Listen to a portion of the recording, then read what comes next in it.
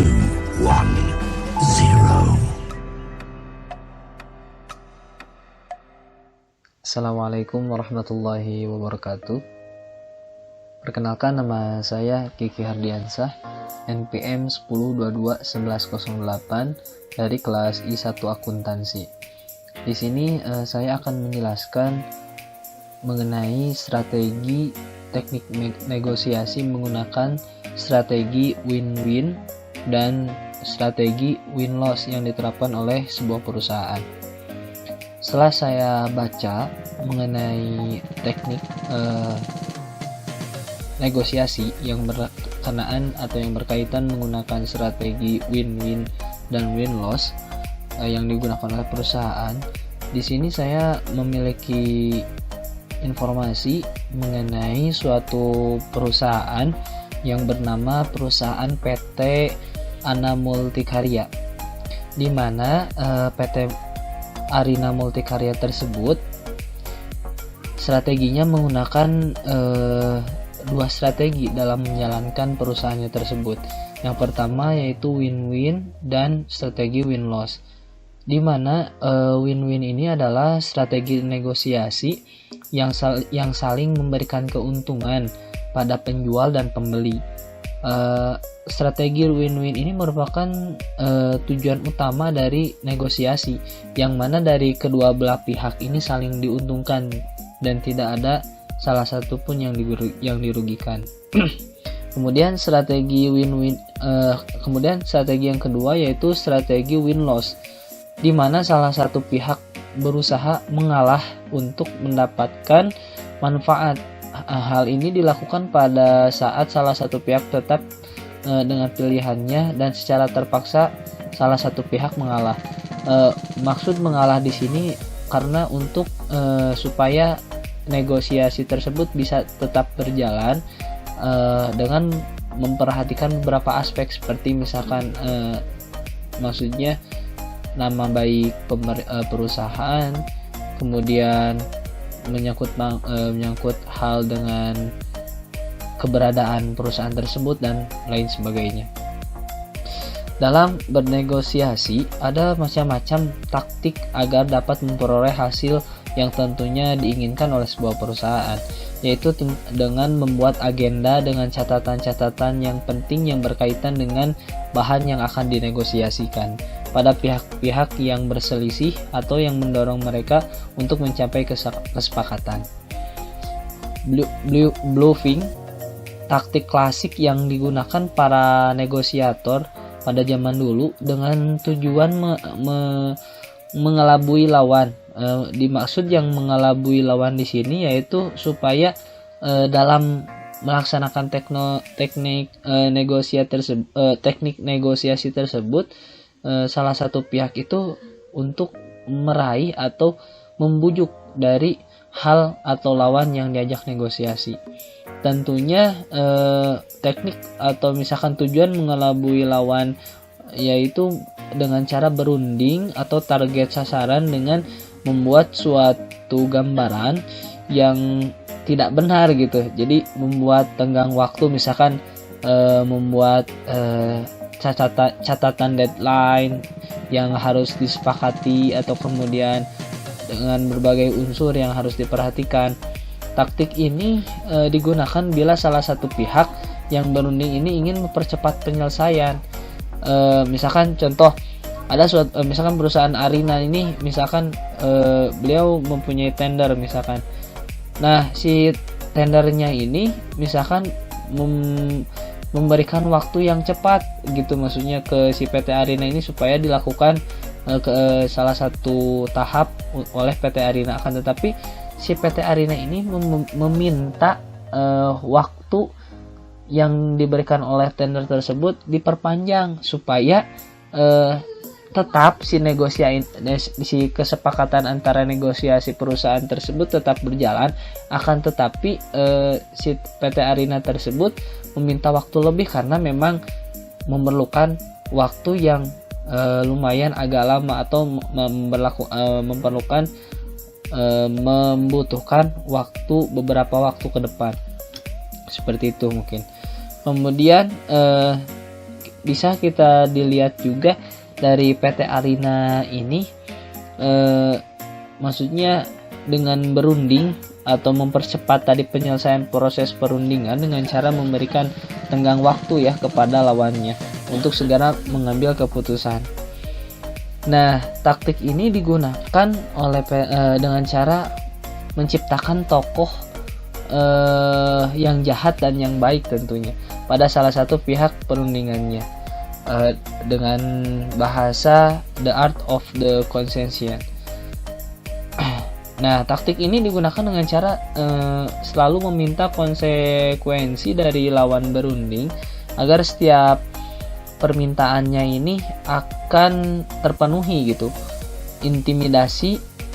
Taktik ini digunakan jika salah satu pihak membuat ancaman kepada lawan berundingnya agar menerima penawaran yang ada dan kemudian menekankan konsekuensi yang akan diterima bila tawaran ditolak ya. Nah, seperti itu mungkin. Nah, sedangkan taktik yang digunakan oleh PT Arina Multikarya berdasarkan hasil penelitian oleh beberapa waktu yang lalu, ada taktik tenggang waktu, yakni agar klien dapat memberikan tanggapan, namun penggunaan taktik tergantung pada situasi dan kondisi. Jika dikaitkan dalam kehumasan, jadi negosiasi merupakan salah satu kegiatan humas, tetapi dalam PT Arina Multikarya ini fungsinya dijalankan oleh marketing yang merupakan pemeran utama dalam melakukan negosiasi terhadap klien tentunya. Oleh karena itu, penting sekali bagi marketing PT Arina Multikarya untuk melakukan strategi komunikasi negosiasi yang tepat karena merupakan ujung tombak dari perusahaan PT Arina Multikarya tersebut. Menurut keterangan berdasarkan survei yang telah dilihat pada tahun 2015, di mana marketing merupakan awal negosiasi hingga pencapaian suatu perusahaan itu mencapai target dalam kesuksesannya. Rencana awal yang dibuat oleh marketing tentunya pasti menentukan jadwal atau tujuan awal yang dilakukan negosiasi, kemudian mengumpulkan sejumlah informasi, melakukan janji awal, menjaga penampilan sebelum negosiasi, tentunya menyusun negosiasi, tata cara bagaimana nanti bernegosiasi, memahami tentang negosiasi. Tentu negosiasi ini akan dilakukan dengan pengenalan awal, membuat hubungan lebih friendly atau dibuat kesan emosional kita ini mampu menarik perhatian orang lain. Kemudian selain itu juga pasti tentunya kita berjabat tangan saat bertemu dan membuat senyum gitu ya ketika melihat pertama kali dengan klien kita atau lawan bicara atau lawan negosiasi kita atau pihak yang akan diajak negosiasi oleh kita.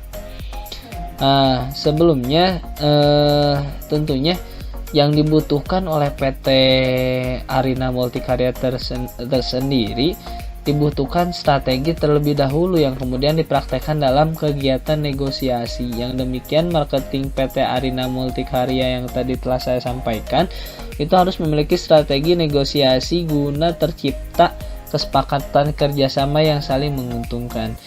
Tentunya sebagai perusahaan yang bergerak pada bidang iklan outdoor, sourcing agen, produsen makanan, di mana perusahaan menyediakan media promosi yang dapat mempublikasikan kepada masyarakat.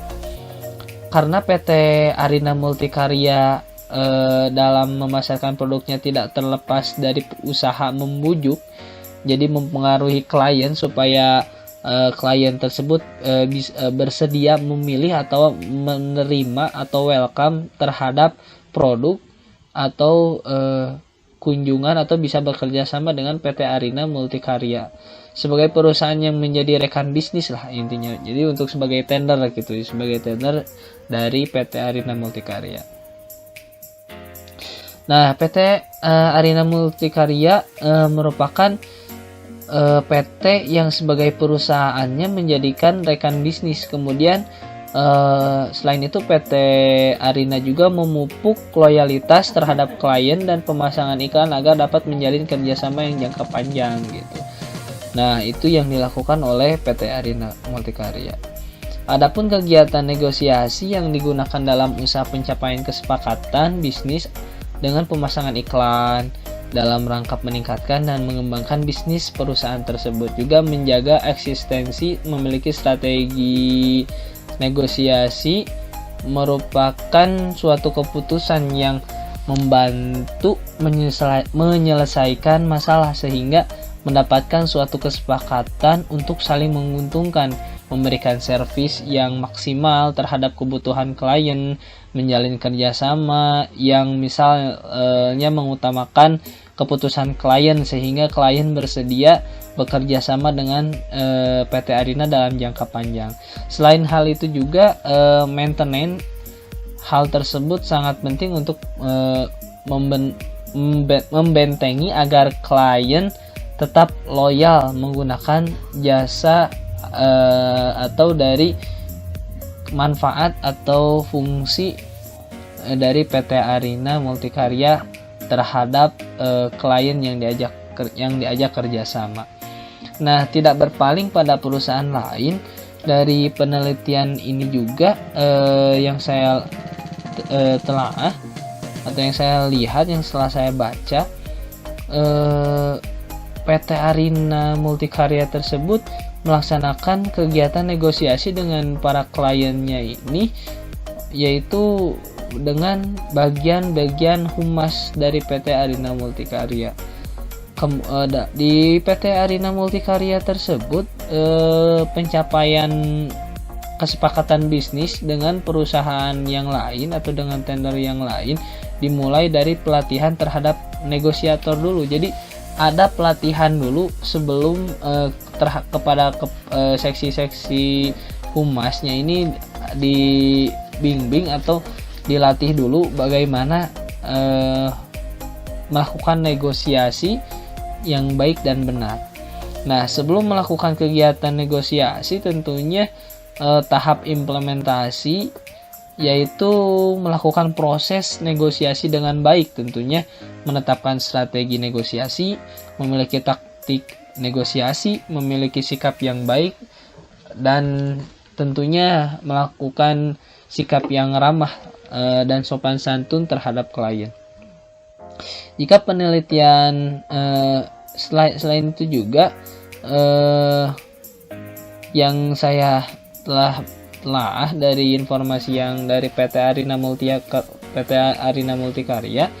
juga PT Arina Multikarya juga sebagai komunikator, yaitu menjalankan tugas memasarkan produk-produk perusahaan sebagai perusahaan iklan outdoor, outsourcing agen, produsen makanan kepada klien, yang dalam penelitiannya ini melakukan komunikasi tentunya dalam mencapai kesepakatan yang telah ditentukan dalam bisnis melalui teknik negosiasi. Nah, PT Arina Multikarya juga kepada klien atau dalam saat pemasangan iklan dapat berlangsung lebih efektif gitu. Jadi dalam kegiatan negosiasi yang dilakukan oleh humas PT Arina ini menyampaikan pesan yang paling efektif kepada klien, yaitu dengan secara tatap muka. Kalau memang kliennya sangat sibuk tidak dapat bertemu secara langsung, maka pesan kegiatan negosiasi bisa dilakukan oleh media elektronik seperti email, telepon, WA, fax, dan lain sebagainya. Dari kerjasama antara PT Arina Multikarya dengan kliennya ini melalui strategi negosiasi, tentunya tidak terlepas apa yang diharapkan oleh pihak dari kedua belah pihak ini memberikan efek atau pengaruh positif tentunya bagi peningkatan dan perkembangan bisnis di antara kedua perusahaan tersebut. Efek komunikasi yang dapat diukur yang setelah saya baca membandingkan antara pengetahuan sikap dan tingkah laku sebelum dan sesudah komunikasi.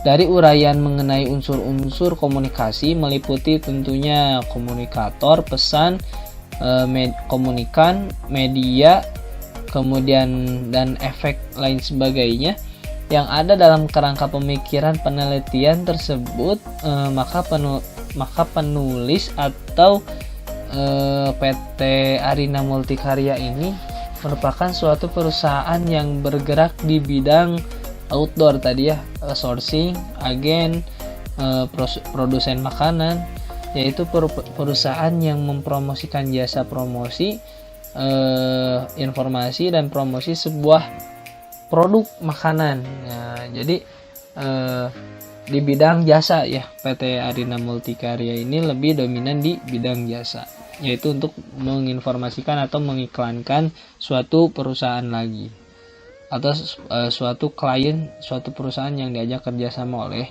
PT Arina. Nah, dengan demikian negosiasi sebagai strategi komunikasi tentunya sangat berperan sekali dalam ujung tombak dalam suatu perusahaan, termasuk di PT Arina Multikarya. Dalam pencapaian kesepakatannya bisnis dari klien ini tentunya diperlukan pendekatan. Jadi PT Arina ini pasti tentunya agar terjalin kerjasama yang baik, pastinya memerlukan pendekatan gitu antara perusahaan dengan klien. Nah, penghubung antara negosiasi perusahaan PT Arina dengan klien itu melalui humas atau melalui marketing PT Arina.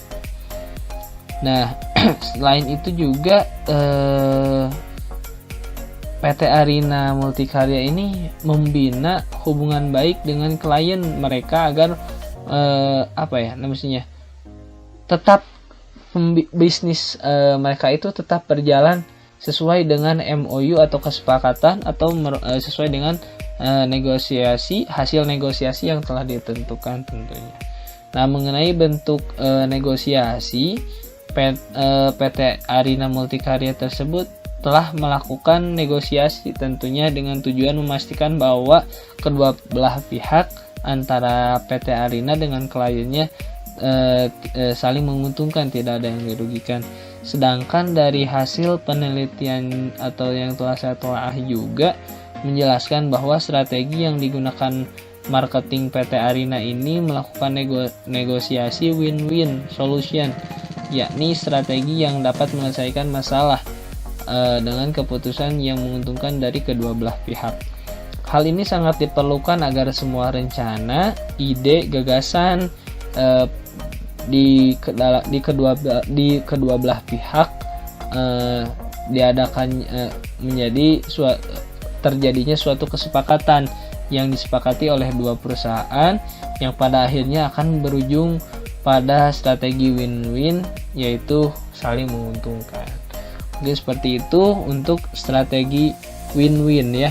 Nah, mungkin yang kedua, contoh kasus ada suatu perusahaan swasta di mana beliau ini salah satu vendor dari PLN. Suatu ketika vendor ini yaitu berhubungan dengan pemasangan KWH listrik. Nah, suatu saat ketika si vendor ini akan memberikan faktur atau tagihan sesuai dengan yang telah ditentukan 100 KWH, akan tetapi pihak PLN menolak. Pihak PLN hanya akan memberikan bayaran sejumlah 60 KWH karena bukti fisik yang diberikan oleh PT vendor atau klien atau mitra yang jadi kerjasama PLN itu hanya memberikan bukti fisik 60 fisik, sedangkan 40 fisiknya ini dari klien atau PT yang diajak kerjasama oleh PLN ini mengalami, atau ya maksudnya bukan mengalami, jadi ada kendala, jadi sehingga bukti fisiknya itu tidak ada gitu, hilang. Nah, pada akhirnya si PT vendor PLN ini lebih mengalah, jadi lebih meskipun mereka sudah benar memasang 100 kWh, tetapi pihak PLN tetap tidak mau membayar 100 kWh karena memang bukti fisik yang diberikan oleh PT vendor PLN kepada PLN itu hanya 60, sehingga daripada nama baik perusahaan, kemudian jenjang karir ke depannya, atau mungkin bisa jadi putus kesepakatan atau putus kerjasama antara PT vendor PLN dengan pihak PLN, akhirnya PT vendor PLN tersebut mengalah untuk menerima pembayaran sejumlah 60 kWh, sehingga dia mengalami kerugian pemasangan 40 kWh.